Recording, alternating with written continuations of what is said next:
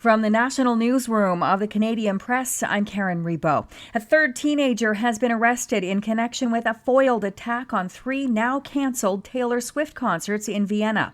The 18-year-old was taken into custody after allegedly being in contact with the main suspect.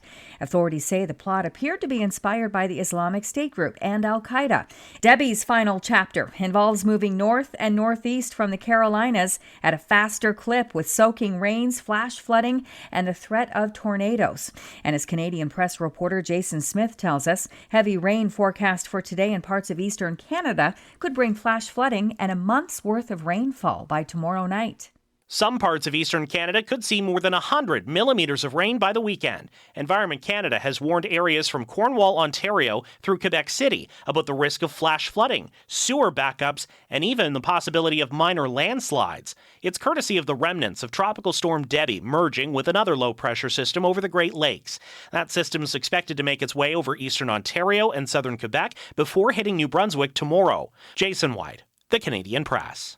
Alberta's fire-ravaged Jasper National Park will allow commercial traffic to flow again today through its main east-west highway.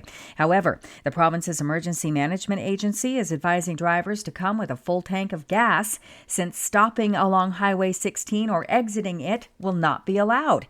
It's because there are still active wildfires in the park. Western University history professor Alan McEachern says the land lease system governing communities within Canada's national parks has had a rocky history. Under the system, residents of places like Jasper and Banff own their homes, but the Crown owns the land the homes are on.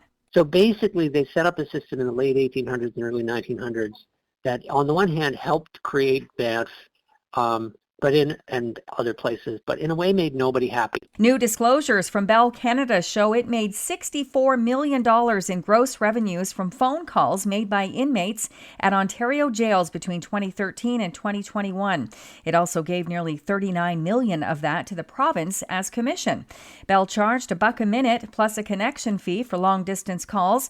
Through a system it operated, the phone system only allowed inmates to place collect calls.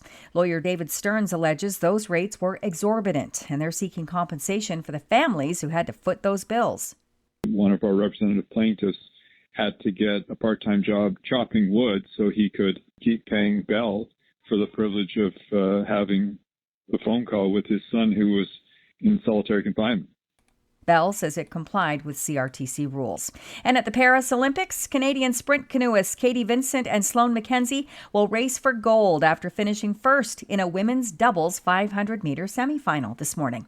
This is the Canadian Press. In sports, Canada will be going for gold today in the sand at the Paris Olympics.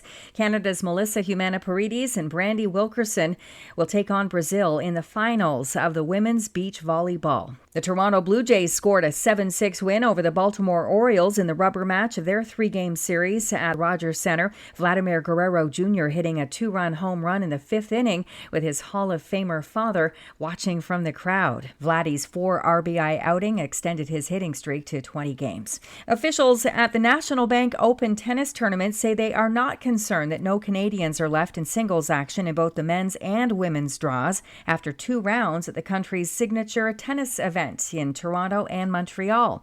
NBO Director Carl Hale says he's confident Canada's stable of talent will move forward again despite this week's setbacks. And Hall of Fame golfer Chichi Rodriguez died Thursday. He was 88. From the Canadian Press, I'm Karen Rebo.